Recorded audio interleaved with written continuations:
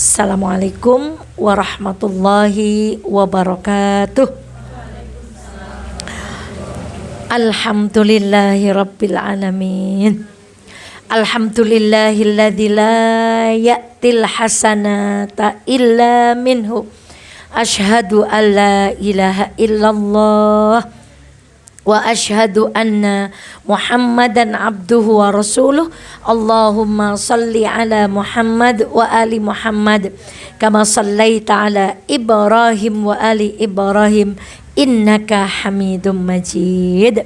Sehat sedaya ibu-ibu? Alhamdulillah.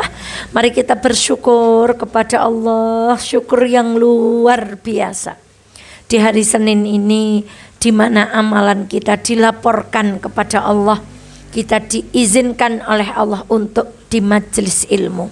Kalau Allah enggak sayang sama kita, Bu, kalau hari ini ada yang jogetan ditukar sama Allah. Kita yang joget, mereka yang sedang joget yang ngaji di sini, Bu. Kalau hari ini ada yang sedang berzina dan Allah enggak sayang dan enggak menghendaki kebaikan kepada kita, kita yang berzina sedang ngaji di sini.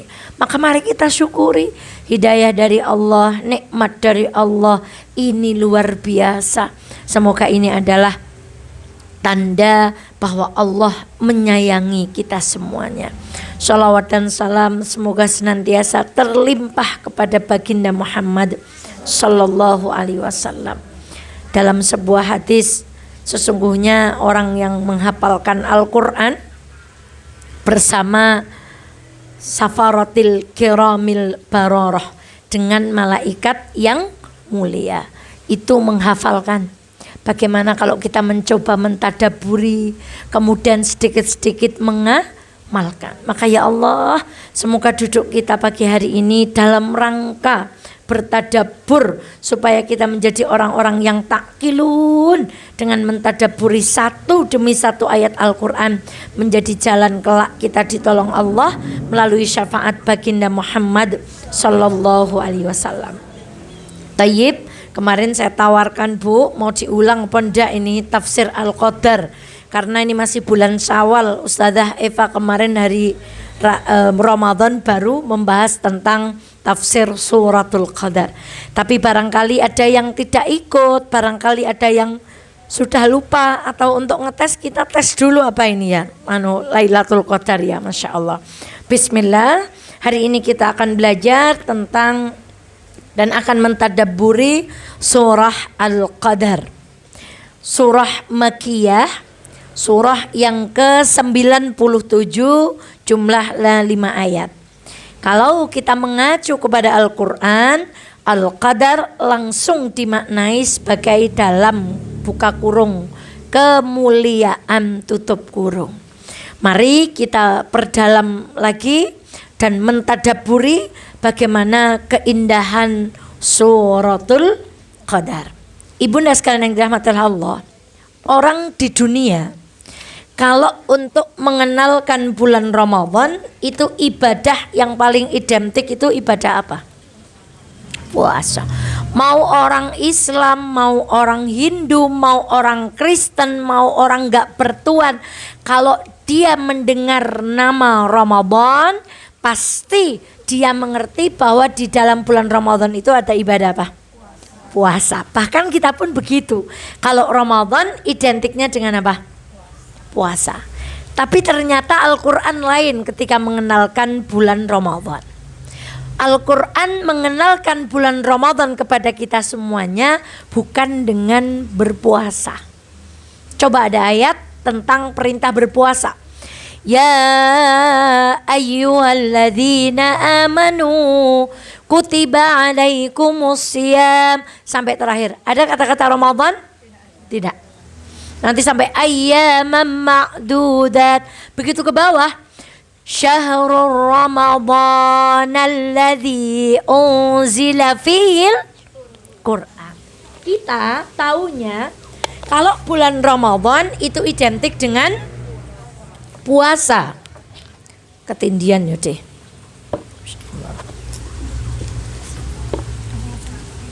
Bulan Ramadan identik dengan puasa.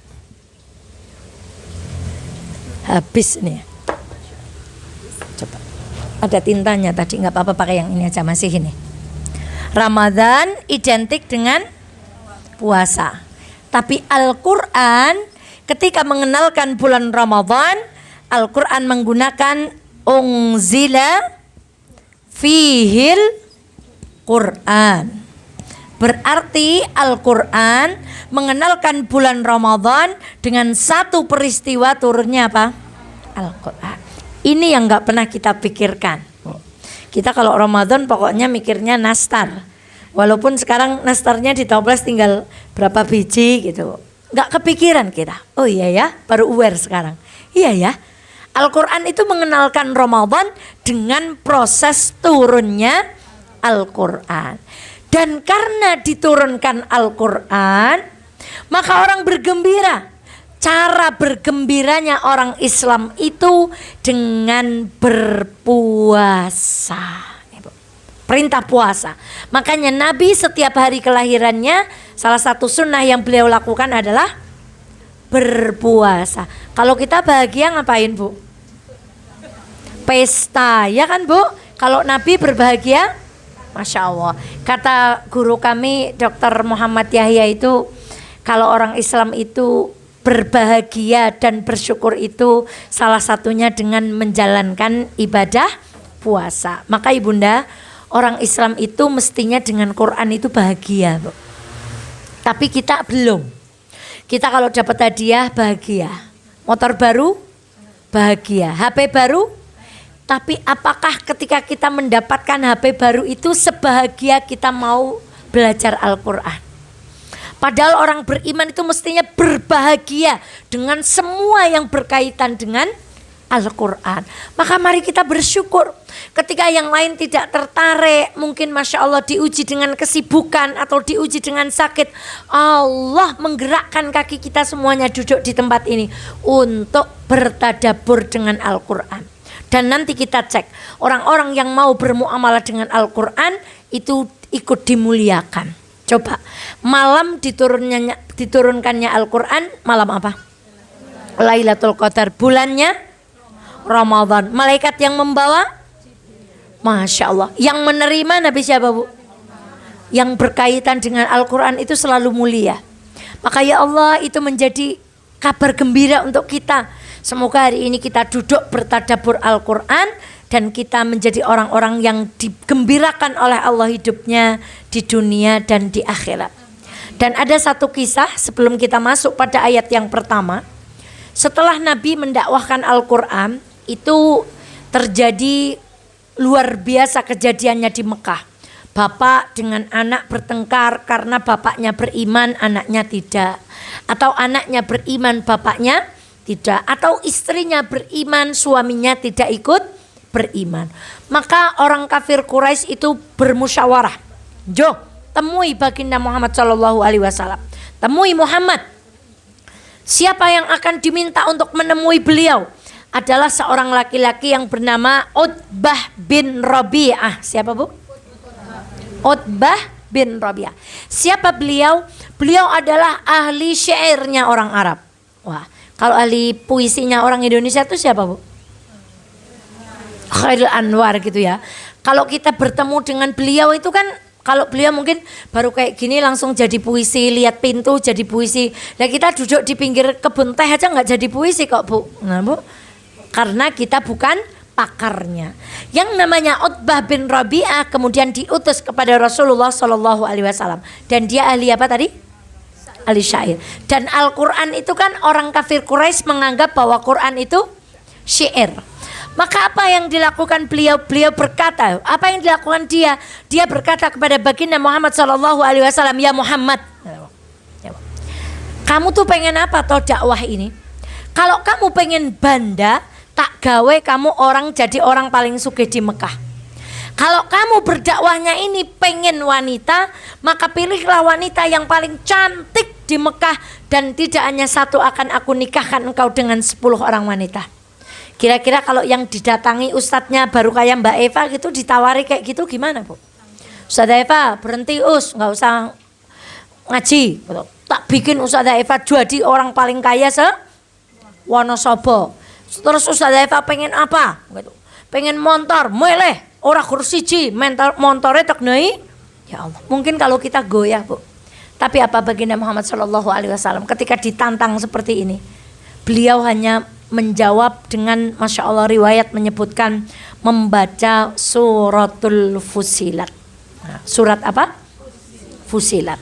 Nanti coba kondur dari sini kita bertadabur isi surah Fusilat. Atau kapan-kapan kita mentadaburi isi surat ini.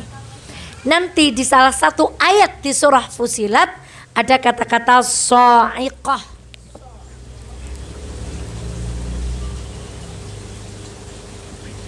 Sa'iqah. Coba Ibu ucapkan. Sa'iqah. Rasanya kita mengucapkannya tuh heboh sekali tak Bu? Coba ulangi lagi. Lagi. Ini ternyata artinya petir, halilintar, azab dan seterusnya.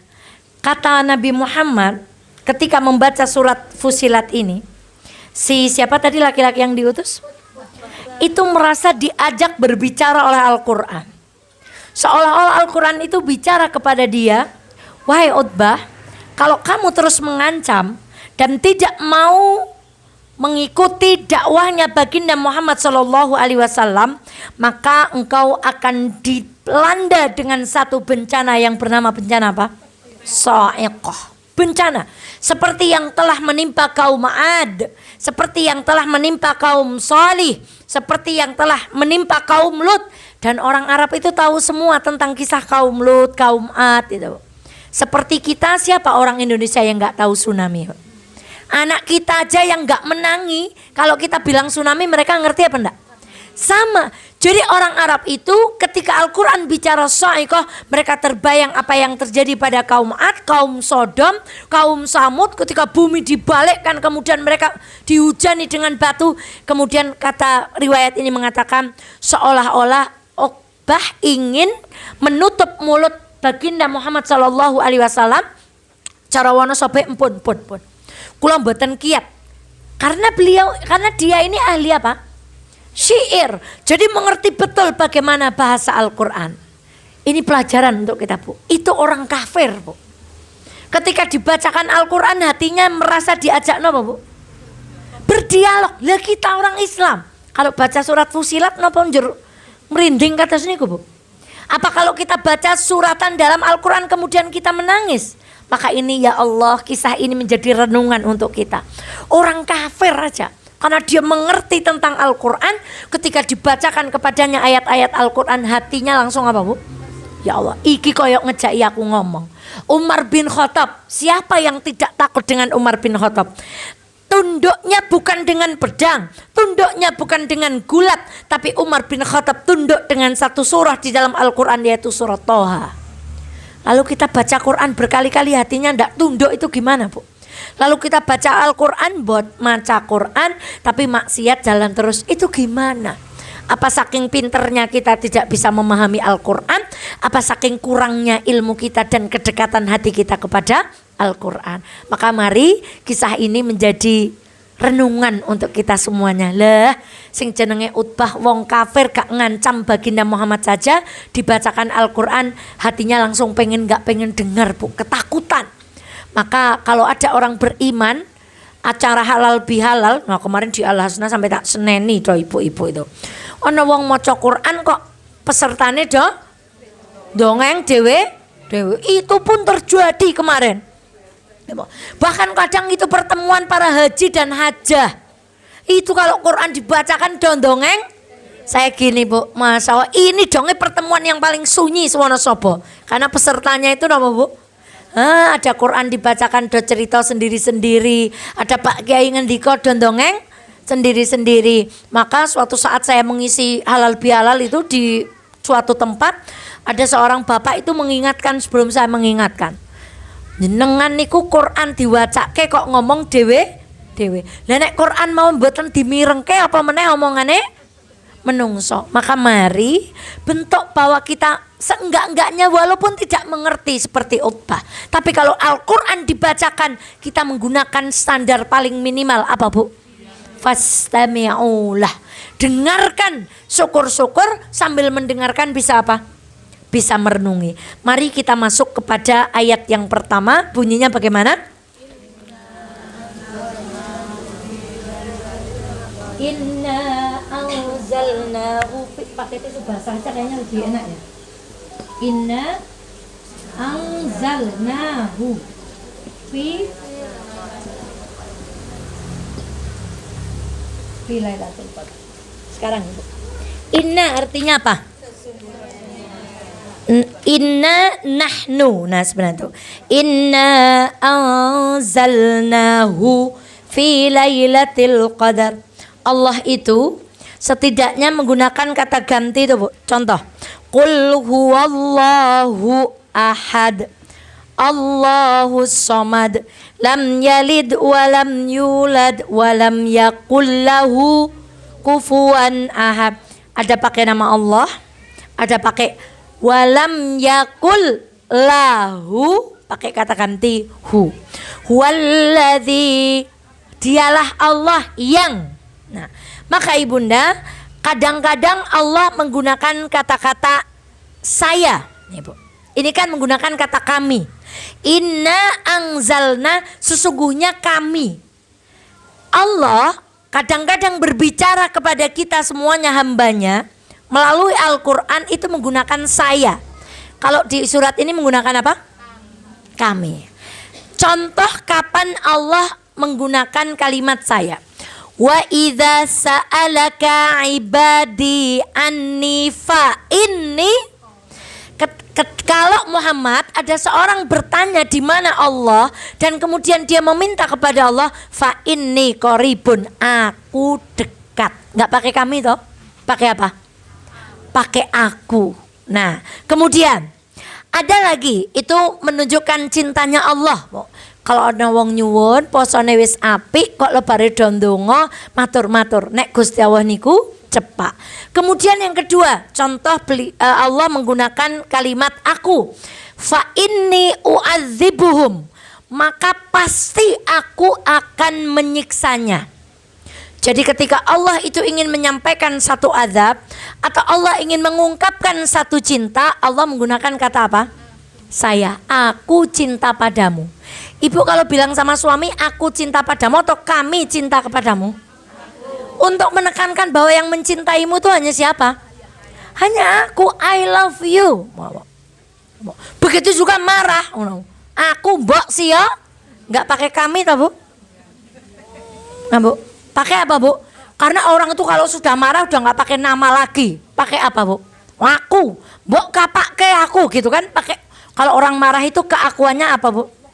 Begitu juga orang cinta itu keakuannya itu selalu dimunculkan. Nah, ada satu hal yang harus kita renungi. Para ulama itu dipikir Bu, Allah kalau cinta menggunakan aku, kalau lagi marah maksudnya mengatakan adab juga menggunakan aku. Kenapa ya di dalam surat ini nggak pakai aku, nggak pakai huwa, nggak pakai nama langsung Allah, nggak pakai huwa, nggak pakai kata ganti, tapi Allah menggunakan kami Bu.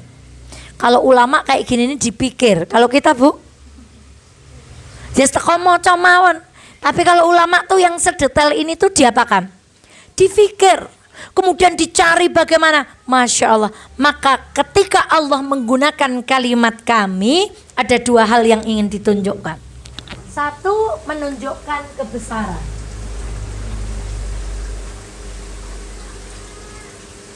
Yang kedua, ketika Allah mengatakan kami, karena ada pihak lain yang terlibat.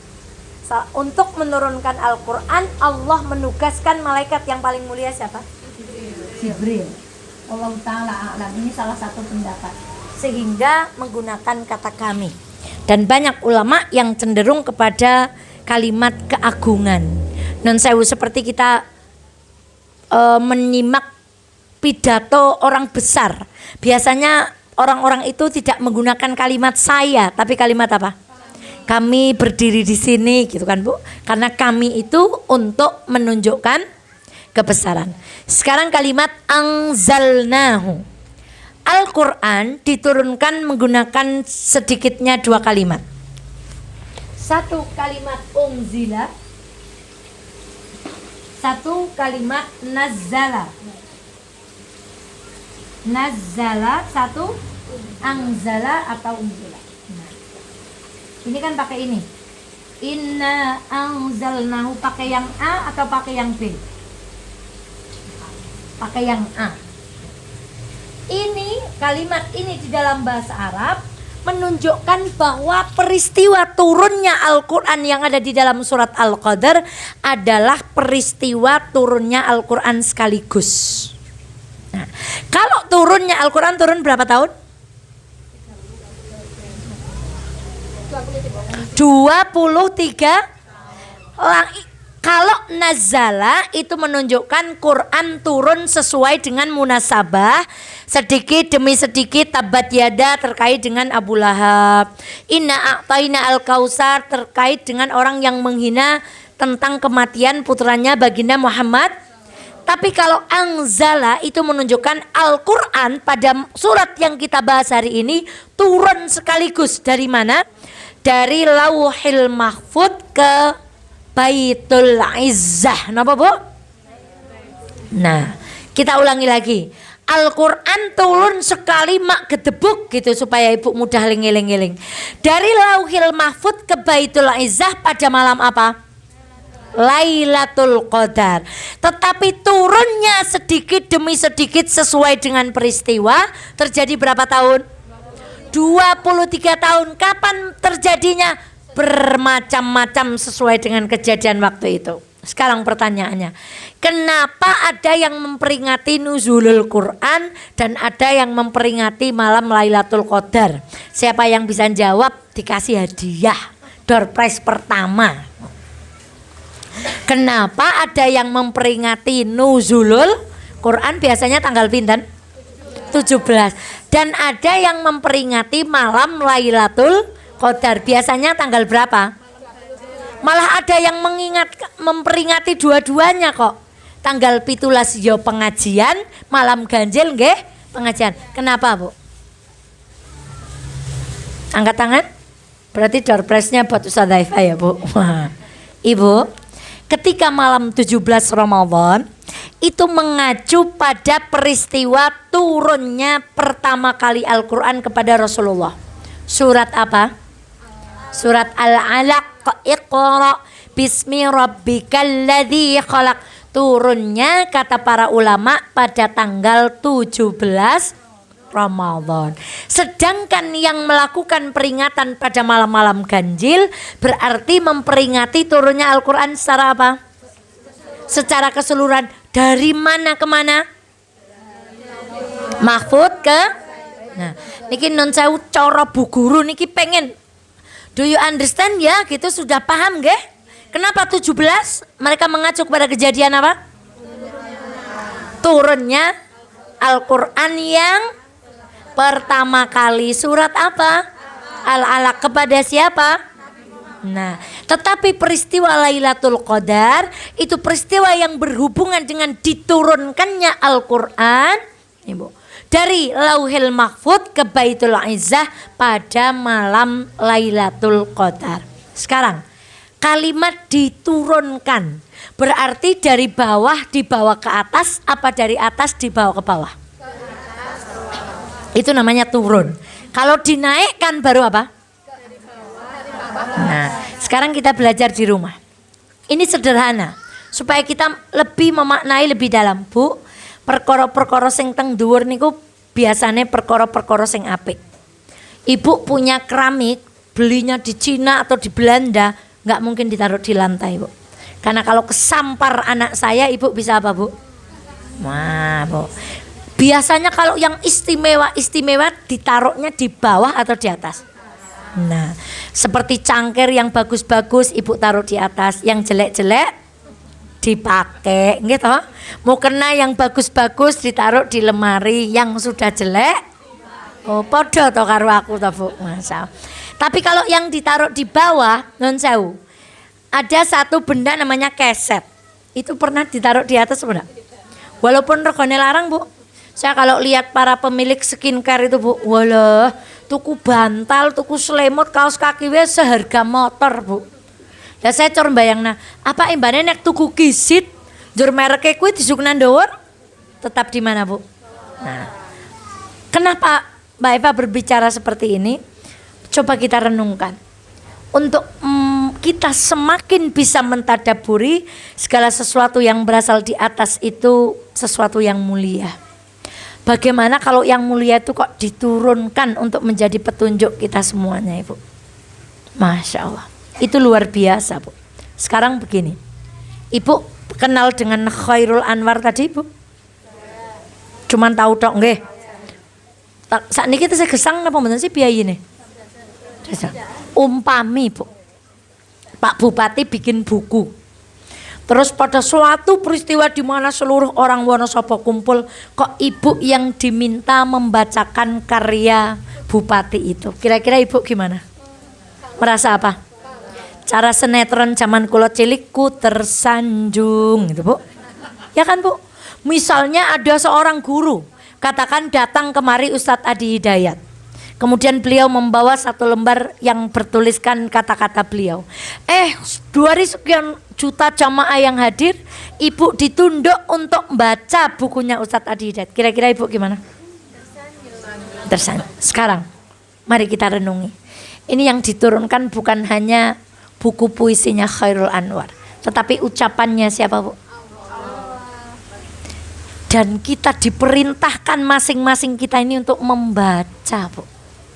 Nggak ditunjuk, nggak diundi, tidak diberi syarat yang baca imannya harus tebal. Silahkan baca itu ucapanku. Gimana kita nggak tersanjung, Bu? Kita diizinkan oleh Allah untuk membaca kalamullah setiap hari. Allahu Akbar. Pripun nek dhewek kon maca karyane Pak Bupati mohon senenge pol.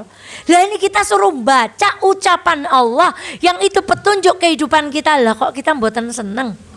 Itu ada masalah di dalam hati kita, Ibu. Dan berapa kali kita ucapkan untuk ngecek tadarus kita kemarin ditompo napa mboten nalikane Ramadan. Sakniki tesih seneng mboten deres Quran. Sakniki tesih seneng mboten mentadaburi Al-Qur'an. Nek ling tadabur Quran mung wingi pas Ramadan, berarti dhewek niki belum ikhlas sepenuhnya ling nyinaoni Quran. Maka bayangkan itu, Bu. Permisalan-permisalan sederhana seperti ini semoga bisa membuat kita semakin mentadaburi Al-Qur'an. Coba, Bu, kita ini ditunjuk semua orang Islam. Wacanen. Masya Allah. Dan sesuatu yang dari atas itu pasti sesuatu yang mulia. Inna anzalnahu. Nah, Bu, sesungguhnya kami turunkan. Yang diturunkan apa tadi? Al-Quran. Sekarang hu. Baca terjemahnya. Sesungguhnya kami telah menurunkannya. Saya pidato, gak ada mukadimah. Saya bilang gini, saya telah menurunkannya di depan rumah Anda. Bukankah Ibu bertanya-tanya, yang diturunkan apa nih, Bu? Kecuali saya cerita saya bawa roti. Karena saya lewat depan rumah Anda, maka saya menurunkannya di depan pintu. Berarti nya itu apa? Lah saya nggak ngomong apa-apa kok langsung sesungguhnya aku menurunkannya di malam Lailatul Qadar. Nya ini apa? Ini dipikir oleh para ulama, Bu. Kalau kita nggak, Bu. Dipikir nggak sama kita, Bu? Nah kita yang dipikir yang lain-lain, Bu. Masya Allah, para ulama tafsir kenapa pakai kata gantinya? Padahal nggak ada pembicaraan sebelumnya. Orang kan bingung. Nurunkan apa? Masya Allah. Dan biasanya kata ganti itu kan untuk menunjuk sesuatu yang sudah dimengerti. Aku nggawa tempe, barangnya tak taruh di motornya berarti apa? Berarti sesuatu yang ma'ruf. Untuk menggambarkan apa? Ya Allah, Bu. Hidayah Al-Quran itu cetha lewo-lewo, Bu. Napa? Untuk menggambarkan sesuatu yang jelas banget itu pakai kalimat apa, Bu? Cetha, terang, apalagi, Bu?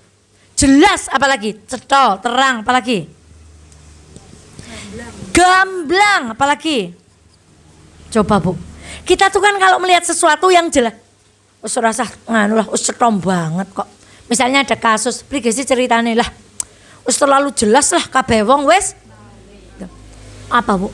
Al-Qur'an itu terlalu terang. Kudune kabeh wong niku ngerti, tersentuh oleh Al-Qur'an. Karena Al-Qur'an itu terlalu apa? Pol jelase. Jadi gak takon apa, gak membahas bab apa, gak uripe keprigen nang Al-Qur'an ono. Kudune kabeh wong Islam itu bisa mendapatkan kebahagiaan dan petunjuk dari Al-Qur'an.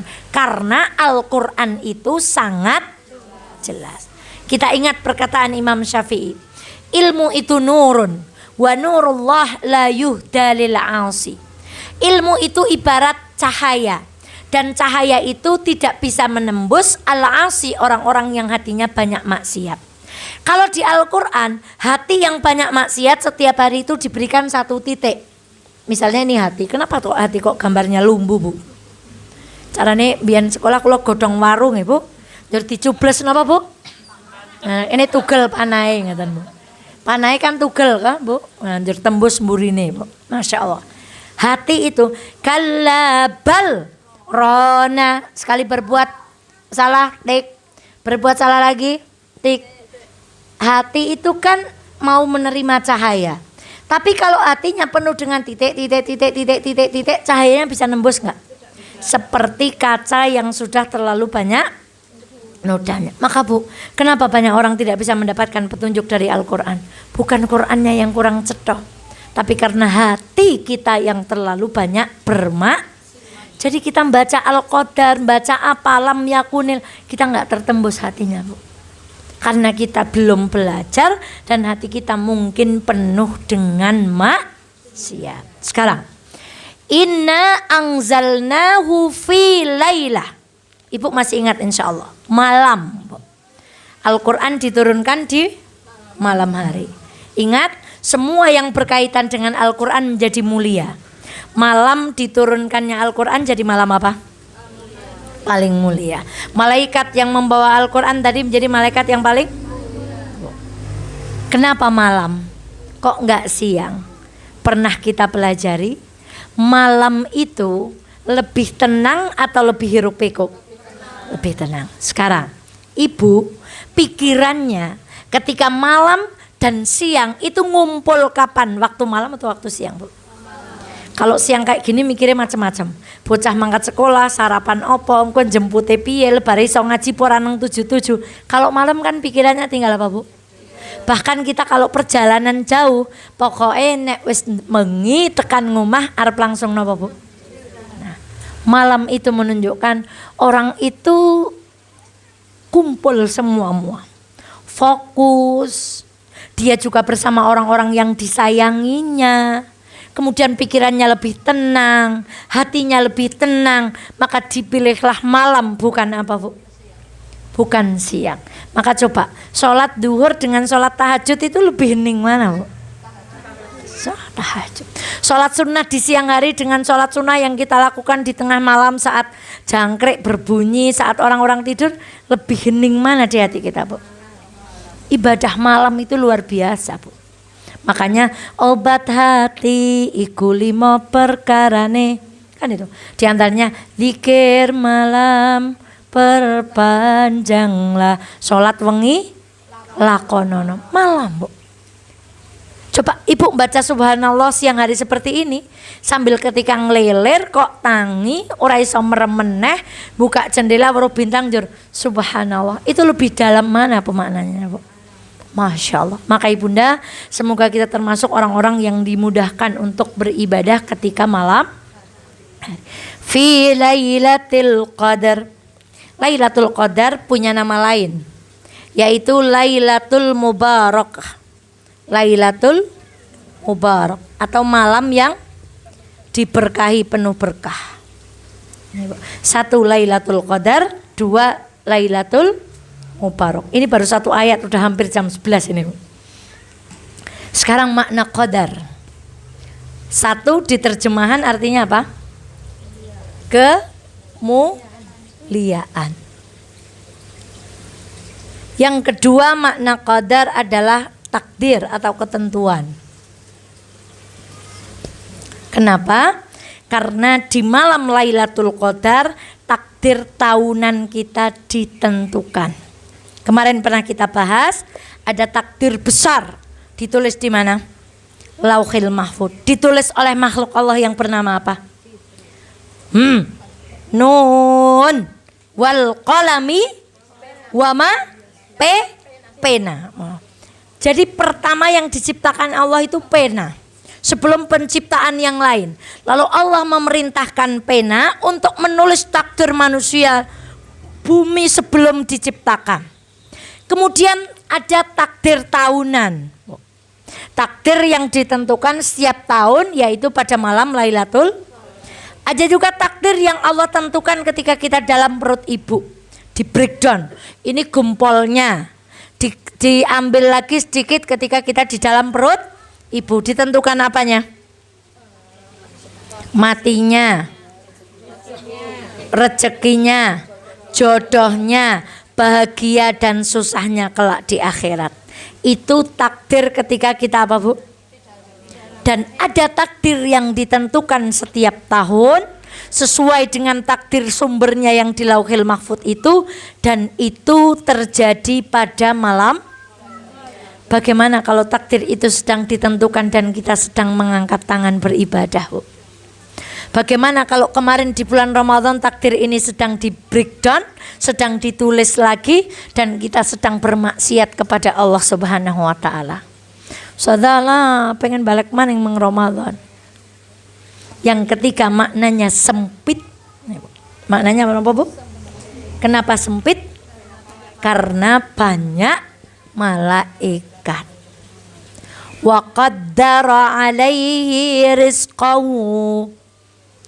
Jadi di dalam surah Al-Fajr itu ketika Allah menyempitkan rezekinya, qaddara alaihi rizqahu, mereka berkata Rabbi ahanan. Orang-orang yang gak punya ilmu mengatakan ketika rezekinya sempit Tuhan menghinakan. Ketika kita rezekinya banyak berarti Tuhan memuliakan. Padahal gak ada hubungannya, Bu. Banyak orang gak sholat rezekinya apa? Maka rezeki itu bukan standar mulia atau tidaknya seseorang. Banyak orang rezekinya banyak, auratnya diapakan, Bu?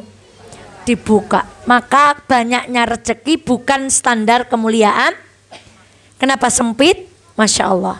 2 hadis saja. 1, setiap hari di arsy-Nya Allah ada 70.000 malaikat tawaf. Malaikat inilah yang hari ini insya Allah nama kita disebut sama Allah. Dea, malaikat Dea. Rosita, malaikat Rosita. Semakin sering kita duduk di majelis taklim, nama kita semakin sering disebut oleh Allah di hadapan malaikat, Bu.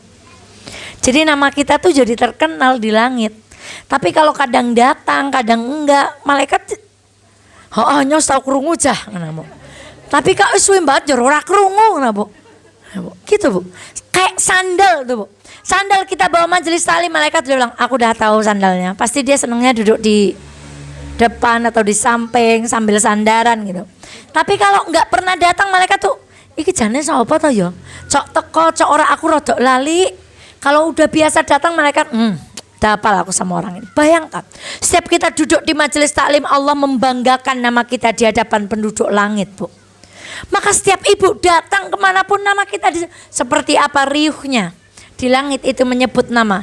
Dan ada riwayat yang lain setiap kita mengucapkan subhanallah walhamdulillah, kalimat yang kita ucapkan ke atas itu ditarik sambil menyebutkan orang yang menyebutkannya.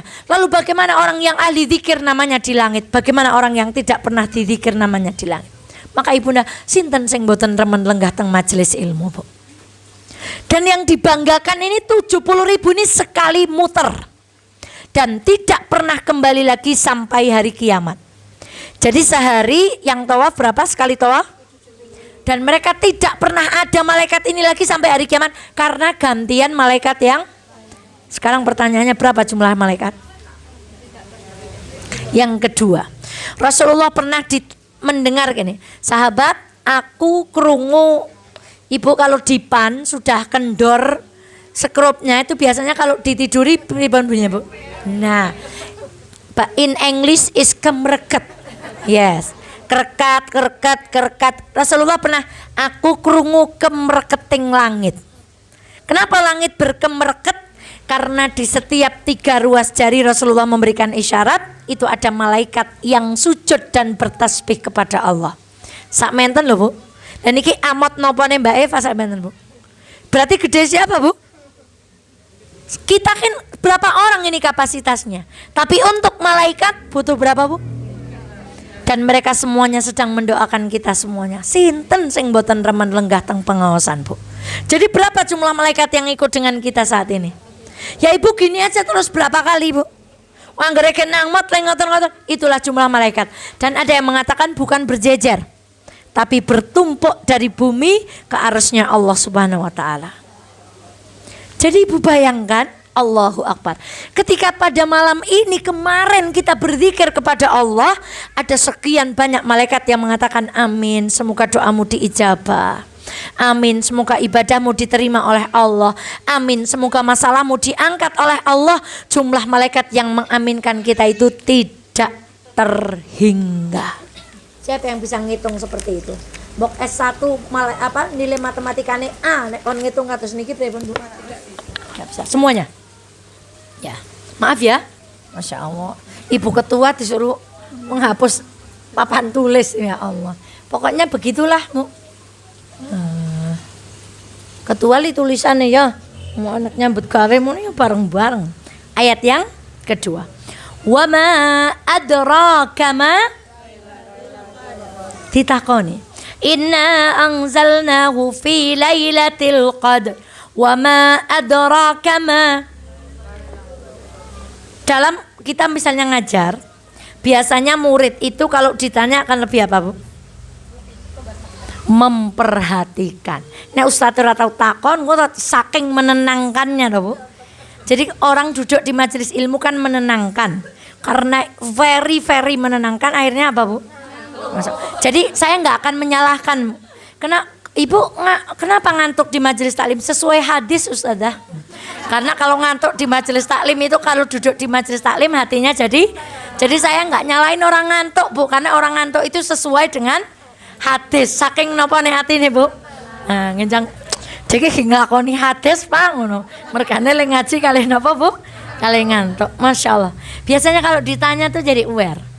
Tapi pertanyaan pada ayat kedua, dulu ketika kita ngaji dengan guru kami, Ibu, Allah tuh bilang gini, sopo sing iso nerjemahke malam Lailatul Qadar, yang menggambarkan gak ada orang di muka bumi ini yang mampu kecuali aku. Dan aku memberitakan itu kepada makhluk yang mulia, namanya siapa, Bu? Nabi Muhammad SAW.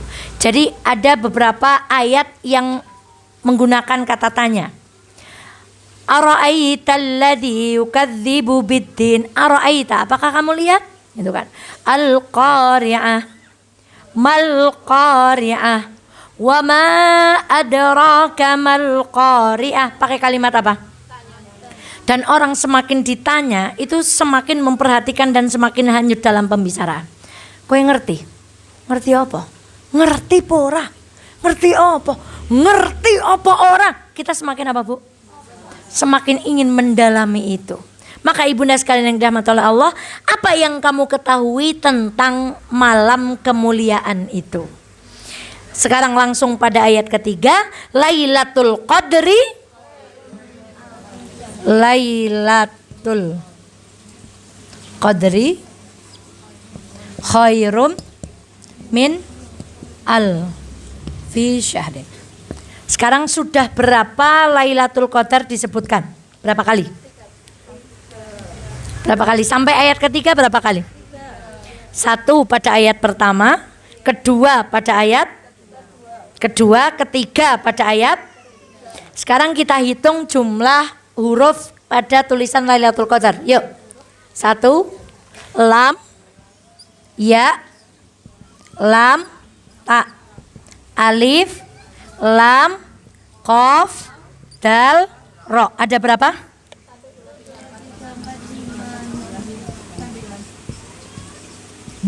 Tadi diulang berapa kali? 3 kali 9 sama dengan? Ada sahabat dan para ulama dari kalimat ini mengatakan malam Lailatul Qadar terjadinya pada malam 27. Dan nanti kalau ibu hitung dari mulai inna anzalnahu fi lailatul qadar itu ada 30 kata. Dan pada kalimat salamun hiya hatta matla'il fajr. Itu kata ke-27. Hiya artinya dia. Maksudnya di mana? Pada malam Lailatul Qadar. Makanya ada yang mengatakan malam Lailatul Qadar terjadi pada hari keberapa?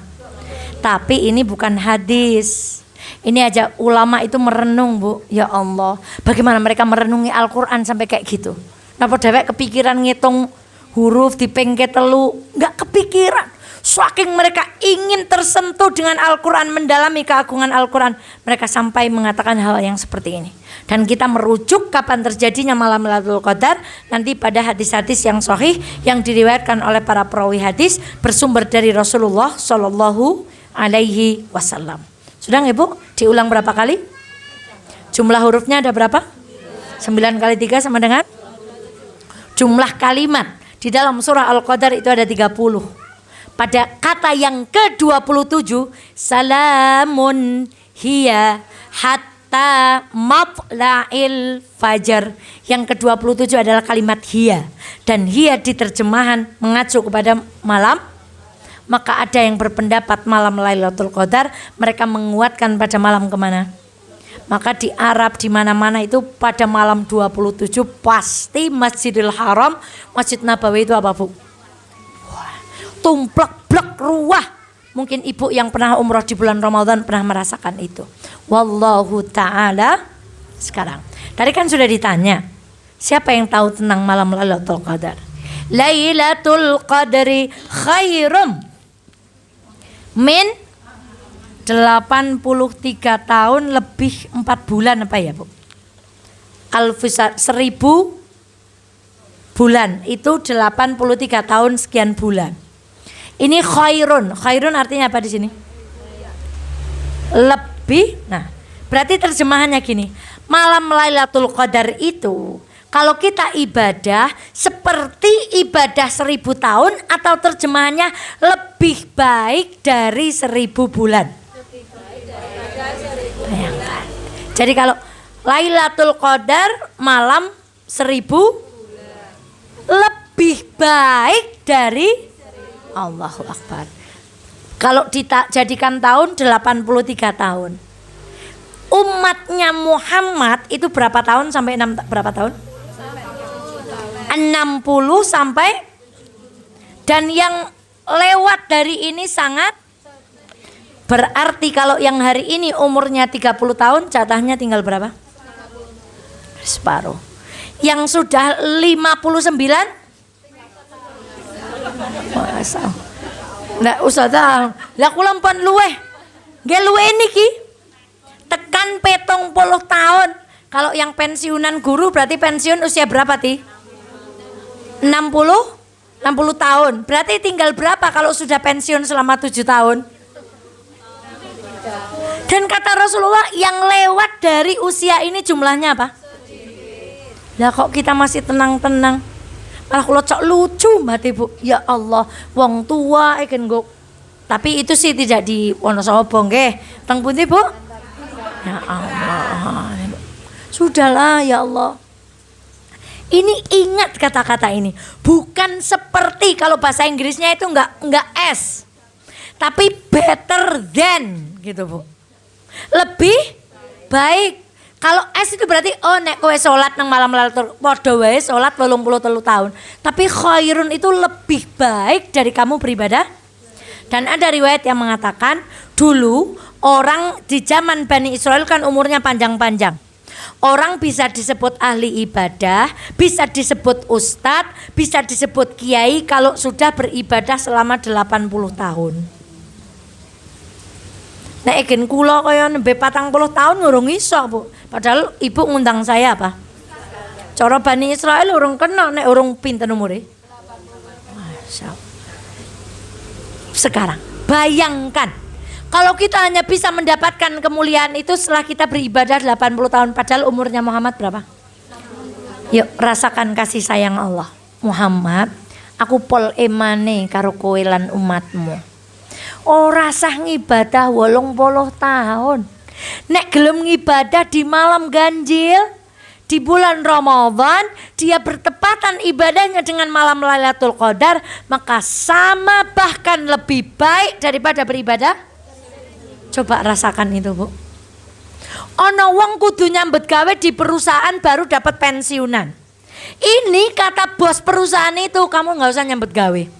Kamu bekerja aja 10 hari, kerja dengan baik. Kalau kamu dapetin di 10 hari itu malam Lailatul Qadar, akan aku beri pensiunan sama dengan orang yang sudah bekerja di perusahaanmu selama berapa?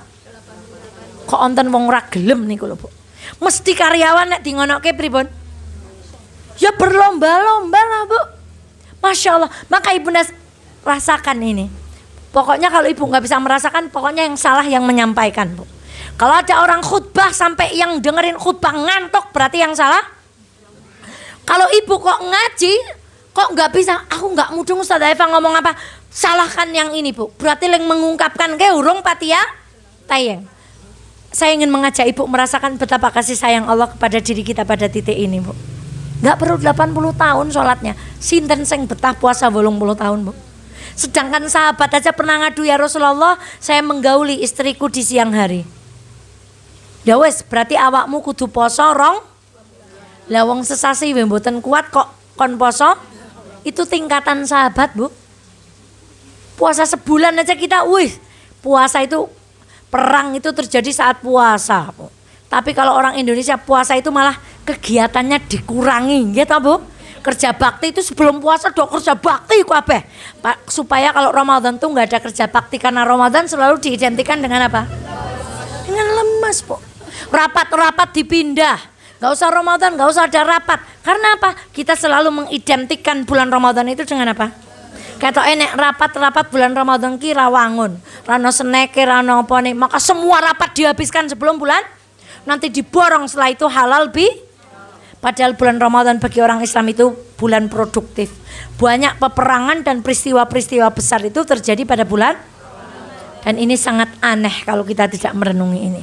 Kembali ke sini, Bu, rasakan kasih sayang Allah kepada kita semuanya. Kita menuju ayat yang keempat. Lah tekan luhur lampun kadung medal nggih. Mungkin kondur langsung nyiapaken daharane garwane dicium muah-muah ngeten. Maaf ya Pak, aku ngajinya agak lama. Ayat yang keempat bunyinya bagaimana? Tanazzalul.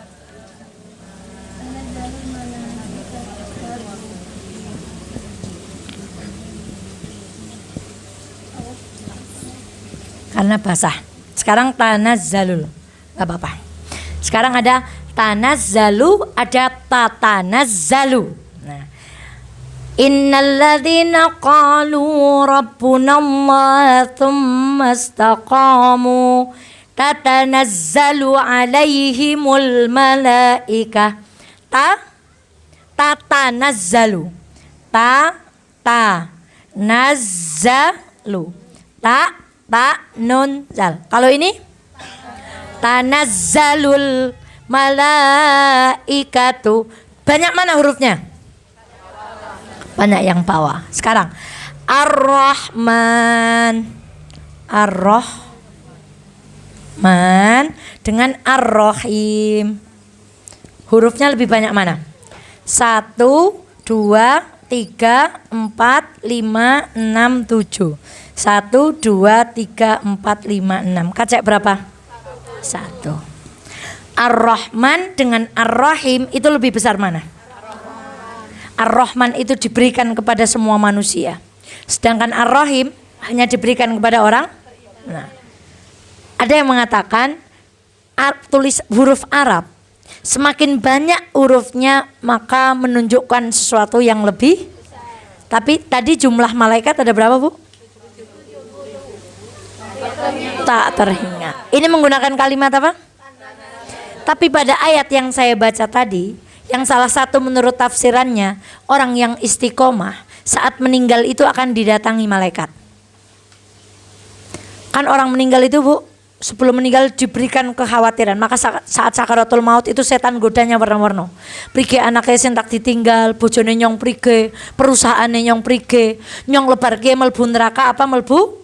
Maka turun malaikat tatanazzalu alaihimul malaika alla takhafu wa la tahzanu. Kamu jangan takut, jangan khawatir, lebar kiye melbu. Maka ada jenazah yang tersenyum. Maka sunahnya orang mati cepat-cepat dikuburkan karena pengen ketemu apa? Tapi orang yang mati dalam keadaan yang buruk, apa?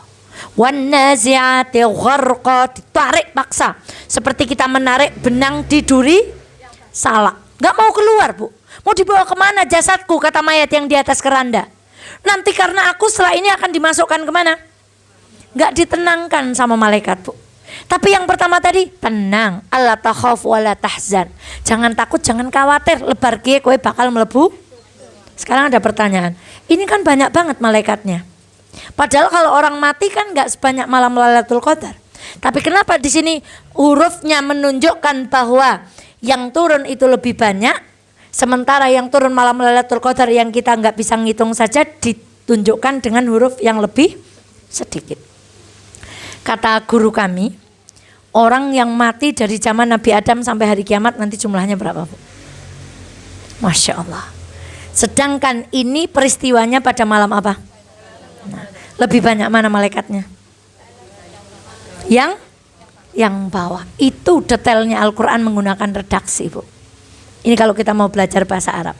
Ya sih, Bu, rapat yo nyantol nggon bab ki ora apa-apa. Karena kita tidak mengerti bahasa, detailnya Al-Quran memilih kata, nggak ada yang salah. Makanya ketika tadi orang kafir dibacakan Al-Quran itu langsung apa, Bu? Karena dia tahu bagaimana struktur syair yang bagus. Kok Al-Quran iso koyong ini? Ini bukan karya manusia tapi karya siapa? Siapa yang turun? Malaikat. Dan kalimatnya tanazzalul malaikatu warruh. Ruh di sini adalah malaikat. Biidzni rabbihim, dengan izin Allah. Bu, guru kami dulu mengatakan gini, Bu, kenapa di acara Palestina kita pengen ketemu? Padahal kita nggak tinggal di Palestina. Kenapa kita waktu itu pengen turun bersama mendoakan, berdonasi? Kenapa? Karena apa, Bu? Orang senang Vespa kumpul dengan pemilik moge apa pemilik Vespa? Orang senang soto kumpul dengan pecinta seblak atau kumpul dengan pecinta soto? Maka kenapa malaikat ingin turun ke bumi, Bu? Malaikat itu penasaran. Dia sing jenenge Devi, sing jari ngaji nek Selasa, nek Senin. Dia sing jenenge Dea, dia sing jenenge Nurul, mana yang namanya Wida yang menutup aurat, kemudian dia berjalan dari Laksono ke majelis ilmu. Yang mana sih orangnya? Maka malaikat ingin ketemu karena merasa satu chemistry. Kita tuh ketemu plat AAF di Jakarta tuh kayak apa rasanya, Bu? Jangankan ke Jakarta, ke Semarang, jajaran gitu, AAF, wong Wonosop, kayak apa, Bu? Jadi kenapa malaikat itu turun? Karena malaikat itu ingin kangen ketemu dengan kita, Bu. Ya apa ya penduduk bumi yang seneng ibadah dan zikir itu. Aku penasaran rupanya Bu Hesti itu kayak apa. Aku penasaran rupanya si Fulan tuh kayak. Maka mereka tuh ingin ketemu. Dan apa? Bi'idni rabbihim min kulli salam. Mereka ingin memberikan apa, Bu? Salam.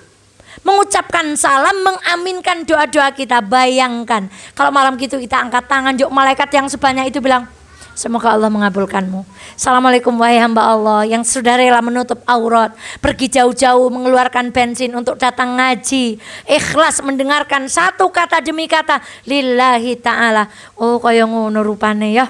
Masya Allah, semoga Allah meliputimu dengan ketentraman dan keselamatan. Coba, Bu, kan kita nggak pengen. Ibu misalnya ada nun sewu, Ibu pengen dengan kumpulan kali penggemar kolong dorong itu,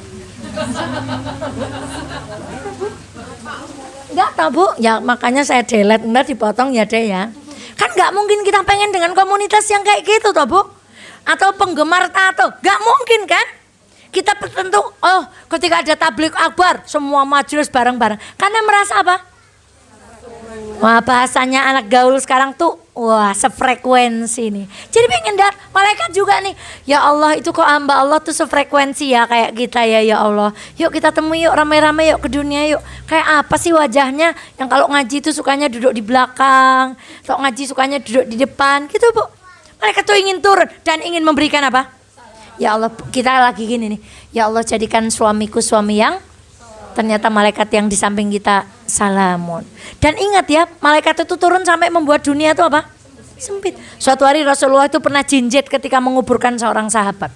Rasul ditanya, Rasulullah, kenapa engkau berjinjit? Bagaimana aku nggak jinjit? Aku nggak kedapatan ruang.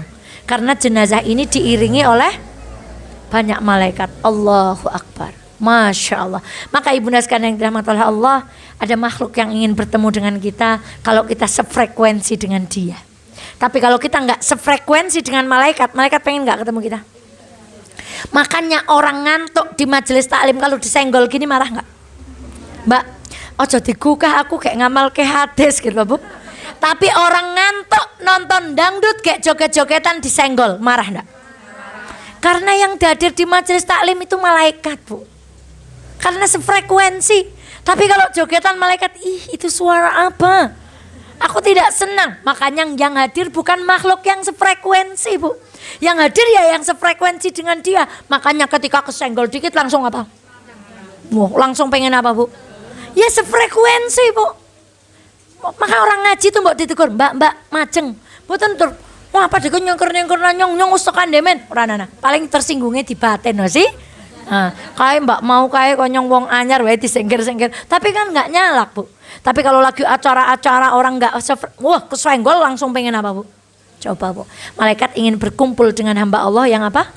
Maka pastikan kita tuh sefrekuensi. Apa frekuensinya RPS berapa? 98,00 FM. Jangan lupa stay tune. Lo malah iklan. Iya kan Bu? Kalau di mobil itu 98,10 aja suaranya kemeresek. Saya kurangi 5 kemeresek. Begitu 98,00 suaranya langsung Purnama Sidi Wonosobo. Dan yang paling ditunggu adalah saat karena tanda apa Bu? Berbuka puasa. Iya Bu. Sekarang yang terakhir ayatnya apa? Salamun. Gak usah cukup ini. Salamun hiya hatta matla'il fajar. Pokoknya lihat Quran. Sekarang salamun. Tadi ketenangan, doanya malaikat, bisa dibersamai teman-teman. Ibu tuh ketika kumpul terus banyak teman tuh rasanya hatinya gimana Bu? Halah nek cara kula niku hiburane mboten kudu teng mall Bu. Malah ora tahu jarang. Nek saged ngaji kalih bojone diumumaken napa mulai iso mampir nggon koncone terus duduk sebentar ngeteh napa-napa. Ya Allah, itu rasanya gimana Bu? Kayak melebihi kemana Bu? Oh bisa silaturahmi kayak gini nih ketemu ya Allah salaman. Menyenangkan sekali Bu. Ya Allah, kesenangan itu kata Al-Quran hatta matla'il fajar, sampai pagi hari. Makanya dikabarkan malam Lailatul Qadar itu pohon gak bergerak. Karena apa Bu? Tenang. Matahari paginya terbitnya gak terlalu panas. Karena apa?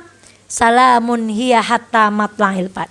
Jadi bahasanya gini, wong sing seneng ngudung nek entok malam Lailatul Qadar kudune lebar puasa pun mboten apa? Karena jadi tenang orangnya Bu. Orang yang nadanya tinggi kalau sudah dapat Lailatul Qadar sekarang nadanya gimana? Iya Mas gitu. Ibu dalam. Sini Bu. Nggih gitu. Apa sih? Nampun mboten kasih niku. Nek egenana sing diceluk garwane jawab yang kono berarti urung oleh malam. Karena enggak tenang Bu. Orang yang dapat malam Lailatul Qadar itu punya ciri jiwanya itu jadi tenang. Nopo-nopo itu jadi tenang. Karo bojo tenang, karo anak tenang, kali menghadapi masalah tenang. Nek sekarang kita masih gerusah-gerusuh, malam Lailatul Qadarnya perlu kita tanya. Barangkali ucul. Dan ini kalimat salamun hiya. Hiya tadi yang keberapa? Ke-27 menunjukkan hiya itu pada malam Lailatul Qadar. Selesai. Pertanyaannya tinggal 2. 1. Kapan terjadinya? Jangan Bu. Ada yang mengatakan 21, 23, 27. Pokoknya malam apa? Ada yang menguatkan 27. Ada yang mengatakan Rasulullah pernah mendapati malam Lailatul Qadar dan ketika pagi dijumpai sahabat, wajahnya ada bekas apanya Bu? Debu, lumpur. Itu menunjukkan malam itu apa? Hujan. Masya Allah. Lah ini kemarin musim hujan terus ya Us. Itu kan hanya salah satu tanda yang diberikan Allah. Pertanyaan kedua, jadi tidak usah bertengkar mau 21, 23, 24. Ulama itu bahkan ada 40 pendapat lebih. Kapan terjadinya malam Sudah kita nderek apa yang diriwayatkan melalui hadis sahih, boleh jadi malam 27, boleh jadi malam 23, yang pasti pada malam-malam. Pertanyaan yang terakhir adalah kenapa disembunyikan? Ya Allah, ya Bu. Sembunyikan. Segala sesuatu yang disembunyikan itu pasti membuat orangnya lebih apa? Contoh, door prize ini misalnya udah tak tulisi sing kayak jeneng, liyane piye? Aku wis ngerti jenenge yang ditulis nang kono mbak kue, paling sing golek ya mbak kae. Kan enggak asik, Bu. Tapi kalau door prize ini diberikan kepada siapa? Ibu punya harapan semuanya. Maka ibunda, dan ada satu jawaban yang patut kita renungkan. Bahwa Rasulullah Shallallahu Alaihi Wasallam pernah diberitahu kapan terjadinya malam Lailatul Qadar, dan Rasulullah keluar rumah ingin memberitahu kepada para sahabat. Ternyata sebelum memberitahu sahabat, Rasulullah mendapati ada 2 orang dari sahabat Rasulullah sedang apa? Bertengkar. Maka gara-gara pertengkaran itu Allah menghendaki pengetahuan Rasulullah tentang malam Lailatul Qadar itu apa, Bu? Apa renungannya, Bu? Wong ngudungan kepol elek. Orang bertengkar itu sangat buruk. Orang jotaan gak akur. Nopo kok mboten seneng. Sangat jelek. Bahkan malam Lailatul Qadar pun diangkat keberadaannya gara-gara ada apa, Bu? Maka hati-hati. Setiap malam Senin, setiap hari Senin amalan kita diangkat. Semua diterima kecuali orang-orang yang di dalam hatinya terdapat permusuhan. Rugi nek kula panjenengan sedaya pun lenggah teng majelis taklim kok ijik ngudung karo wong tuwa, ngudung karo bojo, ngudung karo ipar, mboten nonton kanggo gawene, Bu. Karena amalan kita tidak naik, terhalang oleh pertengkaran itu sampai kita berdamai dengan orang yang kita tengkari. Wallahu taala a'lam bissawab. Satu pengharapan, orang Islam tidak habis pengharapan. Semoga kita masih berjumpa dengan Ramadan tahun Masya Allah. Supaya kita bisa memaknai ayat ini lebih dalam. Allahu Akbar walillahil hamd. Makatan saya akhiri astagfirullah walakum. Jazakumullah kepada teman-teman Alisa Khadijah. Semoga Alisa Khadijah semakin bermanfaat untuk umat. Kita akhiri. Assalamualaikum warahmatullahi wabarakatuh.